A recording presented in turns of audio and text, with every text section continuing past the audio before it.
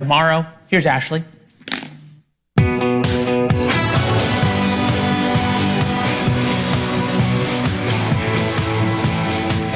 Hi, everybody. Welcome to Thursday. I was waiting for this day.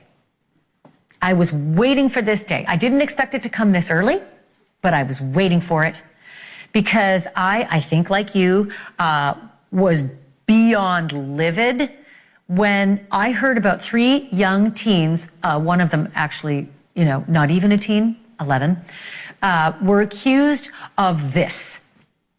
Joyriding around in a stolen car, rolling tape, and spotting a cyclist up ahead. And then saying, yeah, ram him, get him, do it, bump him. And that's what they did. That car, stolen car, 4:30 in the morning, bumped that cyclist who was on his way to work. 63 years old, cherished treasure for Americans because he was a PhD in physics and worked at a lab that helped in Homeland Security issues. Killed him. This was a story we brought to you not that long ago, and we are getting resolution tonight. We already have a plea bargain. The driver admitting he did it, admitting he's a murderer, admitting it was a stolen car, joyride, they intended to do it. Wait till you hear what that 13-year-old, right? 13 is going to get. And then for good measure, what's going to happen to the 15-year-old who was in the back seat and the 11-year-old in the passenger seat in the front waving a gun? I have the DA for this case on with me tonight because the 11-year-old, it's limbo, man. The law in New Mexico says you cannot charge kids who are under 12. Well, there may be resolution. You're going to hear that in just a moment. Also, I, like you, am sick and tired of being kept in the dark when it comes to American jurisprudence. I love this country. I love it so much. I begged my way in here to this country. Our system of justice is number 1 in the world. We are transparent. You get a right to a defense, no matter who you are or what you can afford. And we give you a vigorous defense. And if you're guilty, we lock you up. But we often keep it on the record. We are all allowed to know what's going on because it's our system.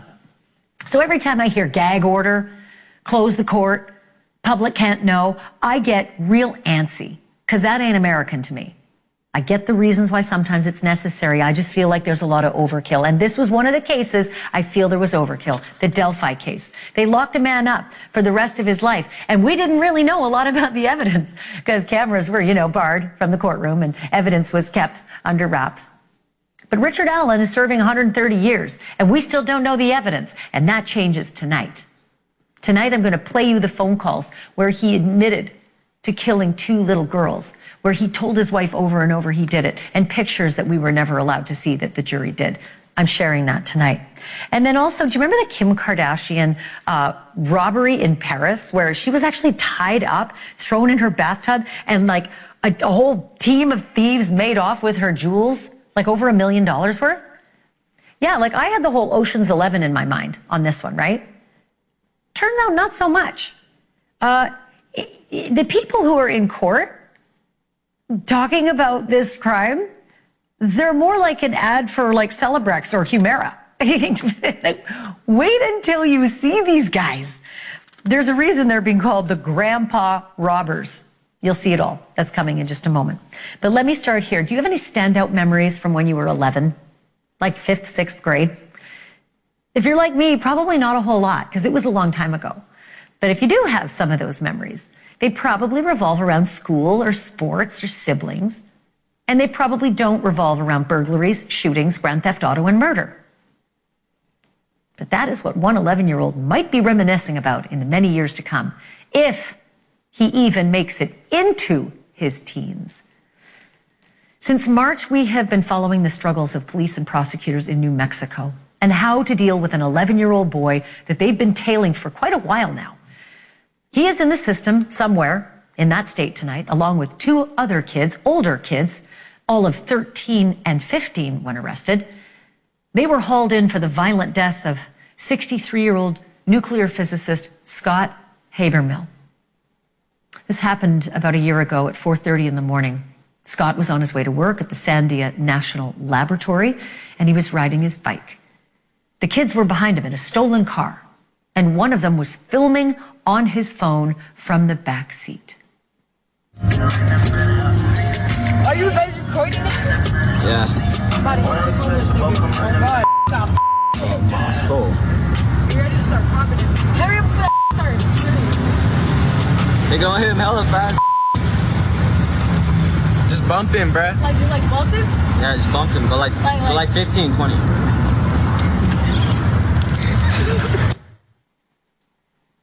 We froze the video, obviously. You don't really want to play a man's murder on television, but you can bet what happened next. They didn't just bump him.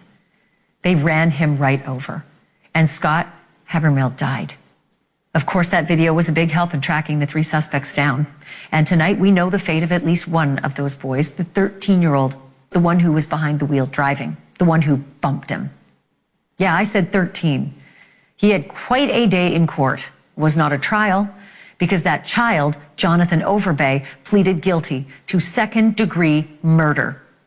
He also pleaded to leaving the scene of an accident and illegally having a gun. His lawyers struck a deal for him, under which he will stay locked up until he is 21 years old. If you do the math, that is 8 years from now.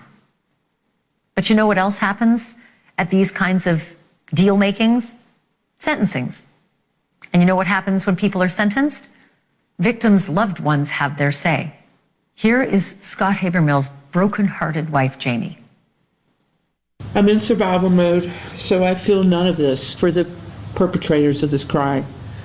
I go through day to day just hoping to make it through yet another day, and I don't have the ability to feel sympathy, empathy, or compassion for any of the 3 that put me in this place.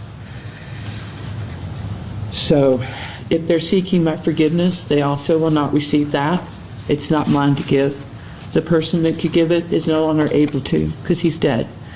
And they will have to find their forgiveness somewhere else. It will not come from me. When the news broke in March, it did not bring relief or closure. Instead, it reopened wounds that had barely begun to heal. The revelation that the crash was no accident, it was premeditated murder, brought new pain, anger, confusion, more questions. Why did this happen? How could a human being be capable of taking an innocent cyclist, Scott's, life? We are left to contemplate questions that will never have an answer. I'm deeply sorry for your loss. I pray for you guys to heal, and I know that there's no excuse for what has happened. Sorry. I can't imagine what you're going through right now, and please just know that me and my son are ready to face the consequences for his actions. So, 8 years. 8 years for the boy who was driving that stolen car and killed a respected scientist. What about the other 2 kids? The kid in the backseat who made that video is William Garcia. He was 15. Now he's 16. And prosecutors decided to charge him as an adult. And he is in jail, pending trial, no bail allowed. You won't be going home to mom. The boy in the front passenger seat, the one who was waving the gun, he is the 11-year-old Messiah Hayes. In a better world, Messiah should be in about 5th grade, dreaming about his first crush, maybe a soccer game. But instead, he is in legal limbo. And tonight, he's not charged with this crime. And that is because the law in New Mexico prohibits detaining or prosecuting anyone under the age of 12. But there is one exception, and that is murder. And what is clear as day is that Scott Habermill was murdered. So what will authorities do about this 11-year-old kid? My next guest knows.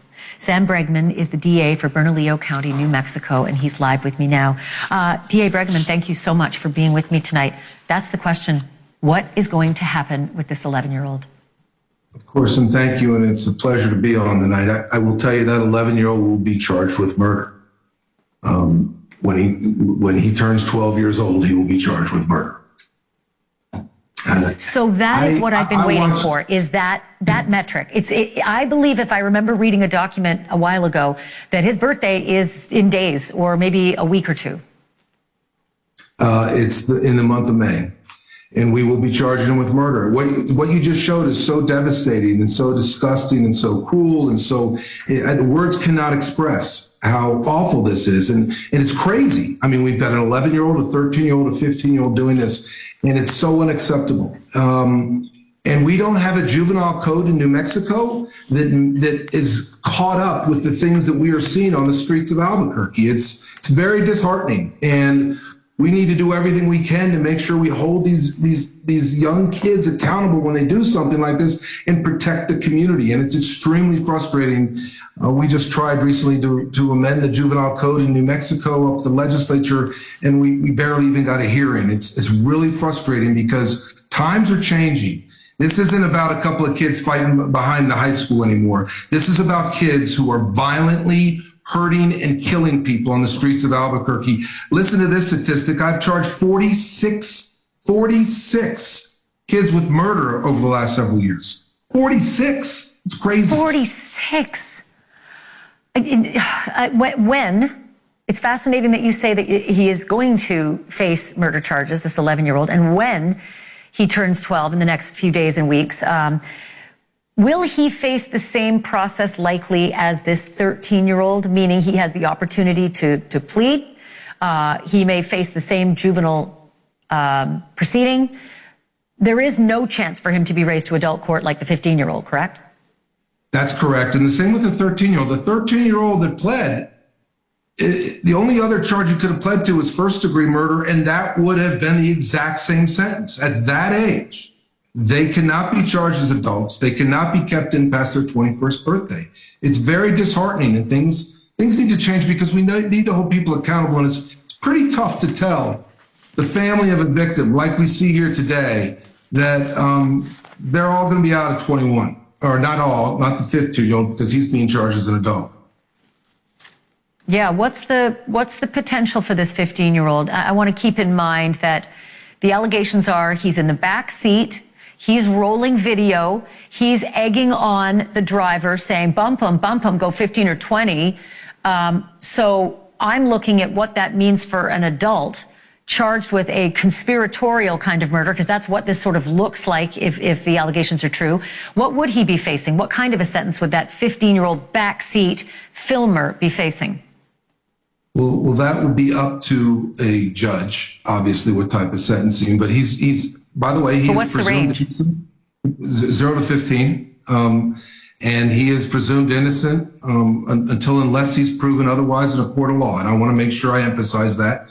The individual that's pled guilty, they are obviously guilty of second-degree murder, and they will be until they're 21. I wish we could have extended that longer, but right now that's all that the law provides. We've actually worked a lot on this issue in our office to try and get our legislature to change the laws in our juvenile justice system. And here's the kicker. We haven't updated our juvenile justice laws since before the iPhone was invented, back in 1993. Wow. Okay, things have dramatically changed. These kids now, as you saw in the front seat showing the gun, they think they're trophies now. The violence amongst young people right now is unacceptable. Well, and the celebration of it, the posting of it, the laughing, the keeping it a secret for, a year while that man died. And he could have been saved. He could have been saved because once the paramedics found him, he was breathing, he was bleeding, but he could have been saved had someone done something about it. Last quick question. This 11-year-old's background is absolutely jaw-dropping. Police say that he'd been arrested multiple times, just beyond the age of 10. At least 2 shootings, aggravated assault, burglary, vandalism, organized retail theft, ramming a car into a convenience store to steal alcohol. All of this last summer when he had barely just turned 11. This is a dangerous person, no matter what age he is. And so now we've got this alleged murder that he'll be tried for, as you said, he'll be charged for. But where is he tonight? If he's not being detained, if he's not charged currently, where is he and how do we know we're all safe from him now? Well, I know where he is, and you talked about transparency earlier. I would love to get in and talk more about specifics, but I'm not allowed to because of the law in New Mexico forbids me as the district attorney, the prosecutor, from speaking about a child of that age. But I want the people in New Mexico to know that tonight that is not a worry about that, and I just can't disclose more than that. I'm forbidden from doing it. But he will be charged, and we'll hold him accountable every single bit under the law as it exists today. You know what? You and I have to talk again. I think there's so much more to be said. And clearly in the next couple of days, like I said, I was digging through all the paperwork. I spotted his birthday weeks and weeks ago, and I know it is days away, if not just mere weeks away. So I'm going to call you again, District Attorney Bregeman. Thank you for this tonight. Please do. Thank you. All right, this is a good opportunity for me to bring in someone I have a great deal of respect for. It's Judge Ashleigh Wilcott. You've seen her on Court TV. She's a career trial attorney and mediator, also a certified child welfare law specialist. I couldn't wait to get your take on this. So let's just start with what happened today, Ashleigh. 13 years old, pleading guilty. He'll be locked away till age 21. But is that enough? Well, no, I don't think it is enough. Ashleigh, thank you for having me as always. You know how much I respect what you do in bringing this to light, because here's the reality. You've just heard it straight from the district attorney. The laws are such, and the goal was when we come up with these laws to hold children accountable, they're children. So the whole goal is rehabilitation. And so it's not to say they need to be punished, deterred, they're going to be in prison for 20 years, but rather we're going to put them in a juvenile facility where they can receive rehabilitation so that they can come out a better person, so that while their young brain is developing, they can come out and say, those were bad choices. This is why I'm going to make better choices. The problem is when you have this heinous of an offense, is that ever going to feel like justice to anyone that he stays in till 21 and he's walking the streets? No, that's not going to feel fair at all. Now let's talk about the 11-year-old. You just heard the DA making news tonight saying as soon as he turns 12, he will be charged. I wish I could remember his birthday, but it's coming up soon. The question I have for you is, why doesn't the law treat juveniles the same way it treats those with mental ailment? Meaning, if you are not guilty by reason of insanity, you're incarcerated until you are well. And if you are never well, Andrea Yates, I think of, you don't get out. Why isn't the same standard applied to juveniles? You go away until we know you're safe, and then you can get out. Because again, the entire point of the juvenile system is to rehabilitate. The belief that at the core, kids are kids. They make dumb decisions. They make bad decisions, Ashleigh. And because of that, and their brain's still developing, there should be a way to treat them and they should get out. They shouldn't spend the rest of their lives in prison. The problem is when you see these kinds of offenses, it's a whole different kind of offender. It's why the 15-year-old could be tried as an adult, because then it's presumed he has the mens rea, the ability to know in his brain right from wrong, that he's committed a crime, that it's premeditated. And so the problem is you're seeing kids younger and younger and younger committing these heinous offenses. And I think there are two reasons for that. It's either A, a true mental health issue that needs treatment, or B, parenting. There are problems, whether it's abuse and neglect, trauma, whatever it is, that has messed this kid up so much that they are committing horrific crimes. And maybe they need to be tried as adults at a younger age. That's something our system needs to look at, to the district attorney's point. Judge, I only have like 30 seconds left, but I have to get you on this just because you know so much about the law as it applies to juveniles. This 11-year-old, the rap sheet is just unbelievable, and I wish I had a better adjective. Shootings, aggravated assault, burglary, vandalism, retail theft, ramming a car into a convenience store to steal alcohol, and now this alleged murder. Is this the kind of 11-year-old that is rehabilitatable?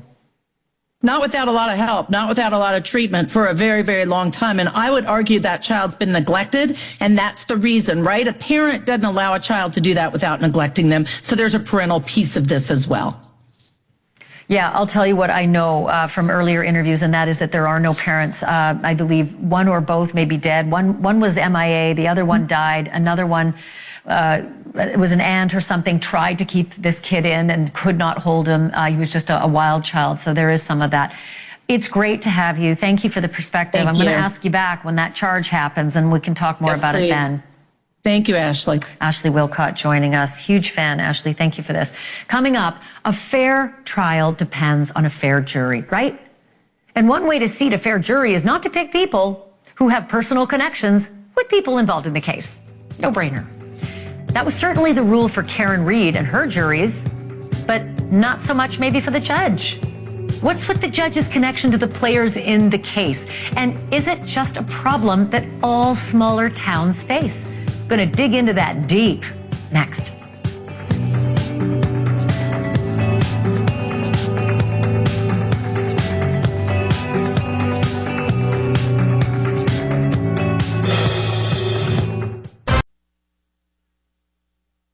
Where everybody knows our name. But in court, doesn't work that way. If you have ever shown up for jury duty, you know that one of the questions you're asked is if you know anybody in the courtroom, or if you're connected to any of the players in the case. And that makes perfect sense, doesn't it? If you know the defendant or his lawyer, you might go easy on him. And if you know the prosecutor, you might give her the edge.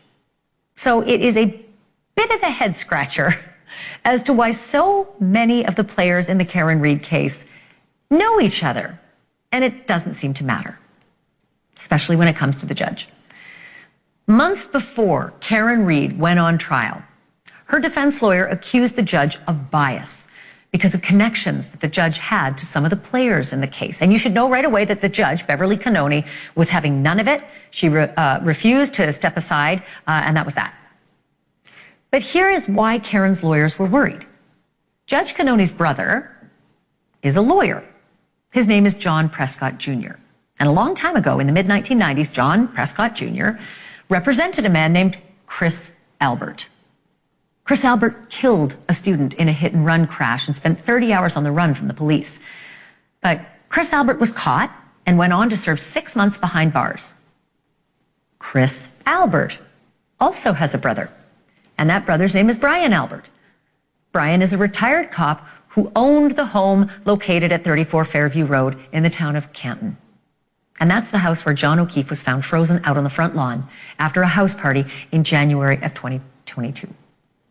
Prosecutors say Karen Reed hit him with her SUV, but Karen's lawyers say someone at that house party beat him to death and framed Karen. So you can see why the connections kind of matter here. And there is more where that came from. Jennifer McCabe is a star witness for the prosecution, and Jen McCabe has a sister. That sister is married to Brian Albert, again, homeowner during that fateful house party. And you had better believe that Karen Reed's attorney, Alan Jackson, is not letting go of any of this. In cross-examination, Alan Jackson played up the fact that Brian Albert, the homeowner, was there when the police first interviewed Jen McCabe, star witness. And remember, Jen was at that party that night. And Jen also was there the next morning and helped to find O'Keefe's body. Brian Albert, homeowner, was also one of the 5 people that Jen McCabe called right away, right before her interview with the feds, even though she only admitted to calling 2 people and Brian Albert was not on that list. As for what really happened to John O'Keefe that night, defense lawyer Alan Jackson went for Jen McCabe's jugular, pointing out that she said one thing to a grand jury and said something else twice now during trial. I remembered she said, I hit him, I hit him, I hit him. I called Officer Lank. And your memory's getting better even as we sit here today, correct? There are certain things I will never forget, Mr. Jackson. Including the fact that you never, ever, ever said, she said the words I hit him to a grand jury when you were asked about it 3 months after the incident. Correct? She said, I hit him, I hit him, I hit him. You never told that to the grand jurors, did you? I don't remember specifically that every grand jury and everything I said, but I can tell you with 100% accuracy, she screamed, I hit him, I hit him, I hit him. So Jen McCabe stuck to her story, and she kept her cool too. Actually, she kept her cool a lot better in this trial than she did in the last trial. But when the court day was over, Karen Reed did not hold back either. It's just more of the same. Inconsistencies, every statement's different. Under oath, not under oath, with the cops are all wrong. This is very similar to what we saw a year ago. Do you think that she colluded with... Why is she so inconsistent? Because she's lying. Jen McCabe will be back on the stand tomorrow, so stay tuned for that. In the meantime, criminal defense attorney and former prosecutor Mark Eiglarsh has a thing or two to say about this trial. Let's start with the tangled web part, because this is the thing I just can't believe, although I guess I need to believe it, because not every town is Boston or New York or LA where nobody knows each other. A lot of towns, literally the whole town knows each other, and you got to pick a jury somewhere. Right. All right. Once again, I don't share your same emotion for this issue, but there is merit to your argument, the argument that the defense is making, because at a minimum, it gives people like you and others watching this trial the image of impropriety. Hey, judge, why don't you just let one of the other judges handle this? One whose brother wasn't involved with one of the witnesses, etc. That said, if this ends in conviction, I'm fairly certain from what I've heard, this will not then lead to reversal solely because the judge has that connection that you described. Oh, you're saying that it's not an appellate issue, that this isn't something that's ripe to bring up for an appeal? Anything could be an appellate issue. The question becomes, and the judge knows that, the question becomes whether an appellate court is going to reverse potentially a murder conviction because of the facts that you brought out that candidly we need some type of chart to follow. But ultimately, when I analyzed it, it doesn't rise to the level where I think the appellate court's going to say, no, she should have recused herself. Boy, that's bizarre. I always think if you're going to go to prison potentially for decades, it has to be so squeaky clean. But like I said, some towns the judge knows everyone. No, it doesn't always have to be squeaky clean. In fact, I found with a number of my cases, the appellate court can say, all right, error was committed, but it wasn't enormous. It wasn't enough to really change the outcome. And so the judge, they could say, well, we find that the judge should have considered recusing herself to avoid the image of impropriety. We don't believe that that resulted in fundamental unfairness where the defendant needs a new trial. So the other question I have for you, Mark, so many people are invested in the Karen Reed case. It's so incredible. Like, it's overseas, it's across the country. And a lot of people became interested in trial number 2 because of, the docuseries on it. But the interesting thing is that it felt when this second trial started that was it. Game over. First 2 witnesses, Karen Reed's done, she's guilty. Why is it that people need to hold their horses? Because what we have going on here with these really talented defense lawyers is what I'm calling a courtroom cha-cha, where the prosecution witnesses take us one step forward and then the defense goes one step back or 2 steps back. The witness says, she said, I hit her, I hit. And then all of a sudden, well, wait a second, you didn't say it here. And yes, your testimony was a little different. So it's 1 step forward, 2 step back. And I think that this is really going to highlight the importance of why that forensic evidence is key. That doesn't lie. That's not subject to interpretation. That will either corroborate the state's case or not. I love courtroom cha-cha because it's just such a perfect visual experience of what happens. It's like a pendulum, a cha-cha. But how much doubt is reasonable? And I know that's a really tough answer, but I'm just going to ask you for it.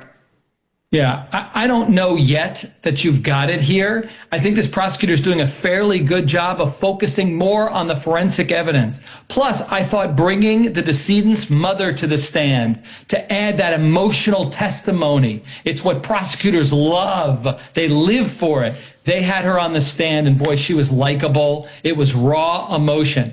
If you've got the forensic evidence to show that she backed her vehicle up at 24.2 miles an hour, which is exactly what they're claiming, and that the other forensic evidence corroborates what these witnesses are saying, then she's going to get what she deserves. Well, we'll see, because I think you'll agree with me here, and I'm just going to go out on a limb, that Alan Jackson is an incredible lawyer. And if anybody can do it, I think Alan can do it. I would absolutely concede that. Keep the tape, everybody. Eiglarsh is agreeing. Hey, Mark, thanks for being on. I appreciate it. Take care. I'll see you again soon. Okay, still to come in this show.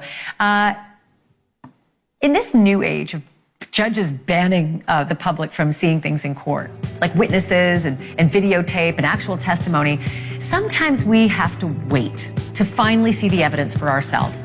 And such is the case with the Delphi murders. We were banned from seeing so many things before Richard Allen was convicted of killing Abby Williams and Liberty German, but not anymore. Up next, the jaw-dropping things that Richard said to his wife on tape and the images that led that jury to lock him up.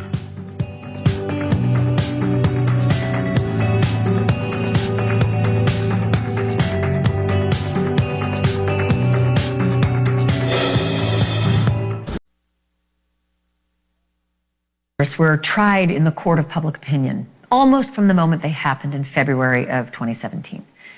Abigail Williams, who was 13, and her best friend Liberty German, 14, were attacked and killed while hiking near an abandoned railway bridge in the heart of Indiana.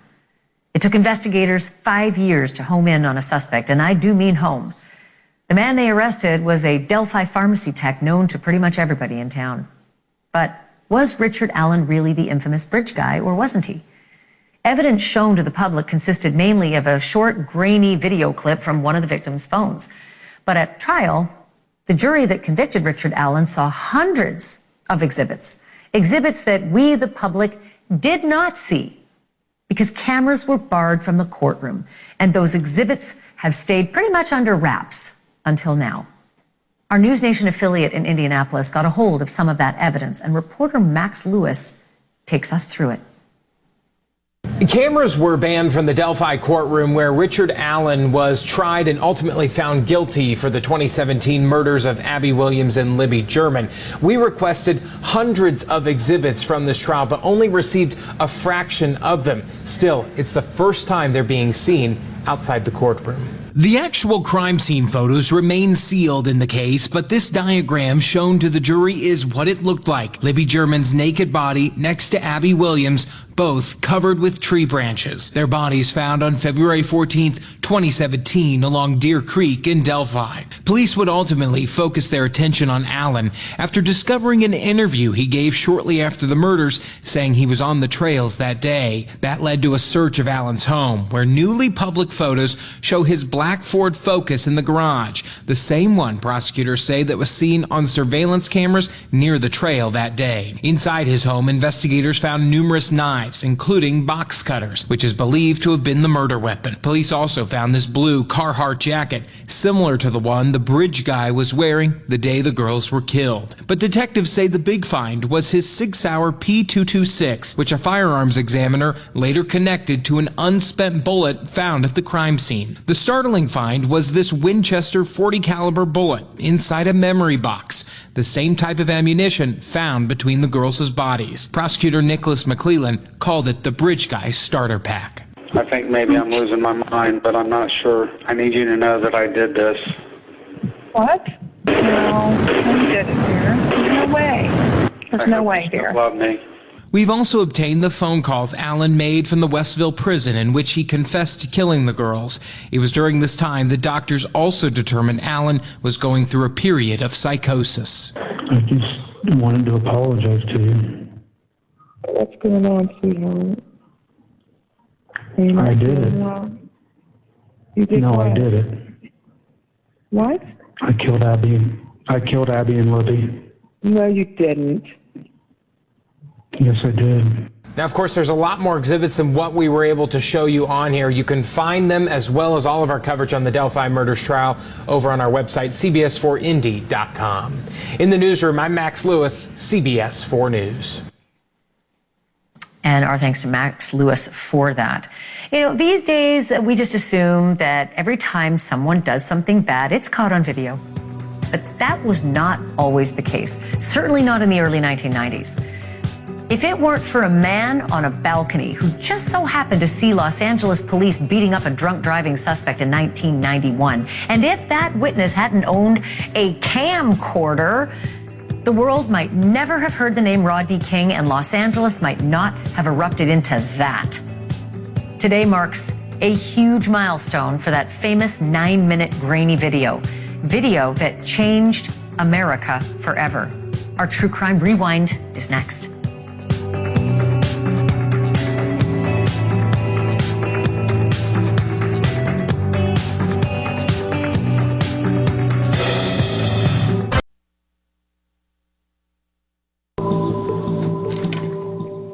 Any guesses how long we've had police body cams? It's hard to remember when we didn't, but believe it or not, they didn't show up in this country until 2012, just 13 years ago. And for comparison, the iPhone came out in 2007. Pre-body cam, the details of a traffic stop or a highway chase or a takedown were pretty much whatever the cops involved said they were, unless, of course, there was like an independent witness somewhere. But way back in 1991, camcorders were a thing, just barely. And let me tell you, not everyone had one. But George Holliday did.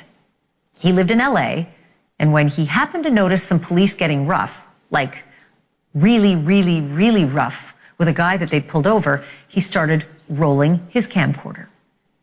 The man whom officers were beating and tasing and stomping and striking with batons, that was Rodney King.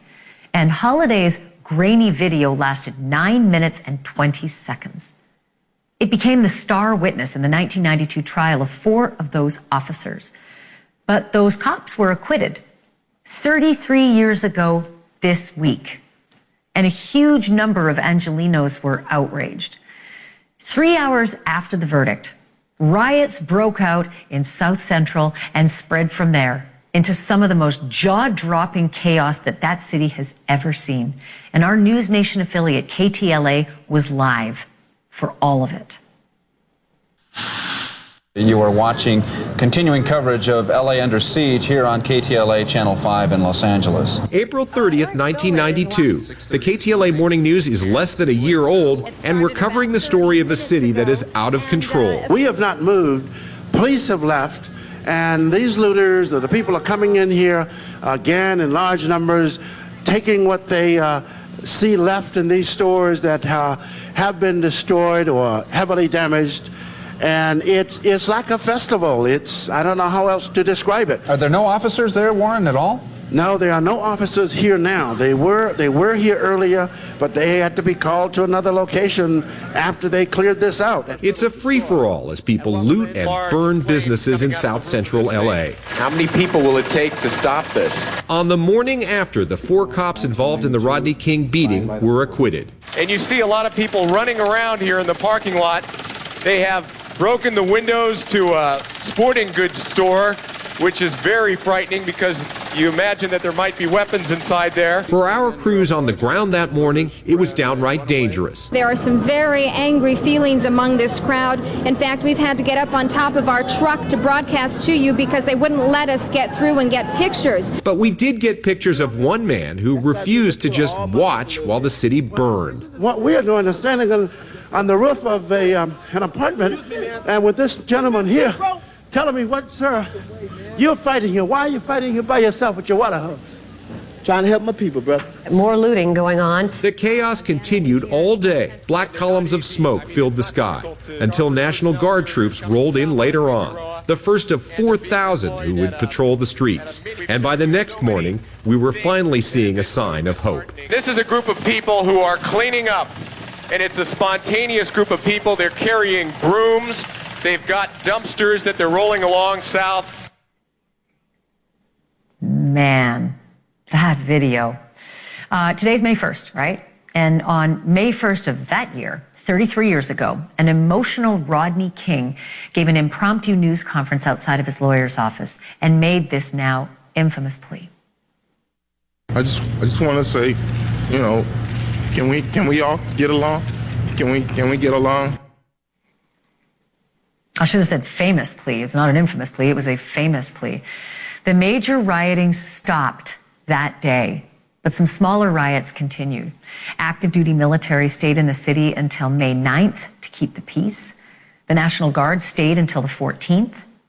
All told, the riots resulted in 63 deaths, more than 2,000 injuries, and 12,000 arrests. And property damage topped $1 billion. Again, 33 years ago, $1 billion. Coming up, what do these men have in common? A love of crossword puzzles, misspelled cards on Grandparents' Day. It turns out they've all spent a little time in Kim Kardashian's hotel room, or so the police say, and left with some pretty pricey souvenirs. Details are next of the grandpas on the stand. Grandpa robbers. That's what the French are calling 10 defendants, most of them in their 60s and 70s, who are on trial for allegedly robbing Kim Kardashian at a Paris hotel in 2016. You will probably remember that Kim was tied up and forced into a bathtub while a gaggle of these people made off with more than $10 million worth of her jewelry. At the time, we thought they were thugs, but honestly, I don't think thugs really describe the suspects. Old folks, I think, was a better description for the suspects. Police rounded them up. One has since died. Another has dementia. And yesterday, the alleged head grandpa was on the stand, and his testimony was a real struggle. Old Omar, as he's known, is almost entirely deaf and unable to speak. So the lawyers had to type up his questions, and he had to write out his answers. Old Omar actually confessed to tying Kim up and leaving her in the bathtub, but he denied that he was the ringleader. Police managed to recover a